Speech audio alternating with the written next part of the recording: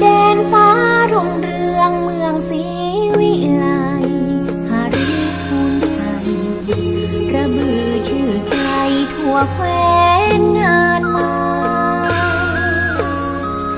สมเป็นนครคนดีสมเป็นศักดิ์ศรีลานนาสมคำชมว่าลำพูนเมืองงามองค์พระธาตุเจ้าหาริพูนชัยผู้เมืองยิ่งใหญ่ของชนทั่วไทยแส่สองเลือนาม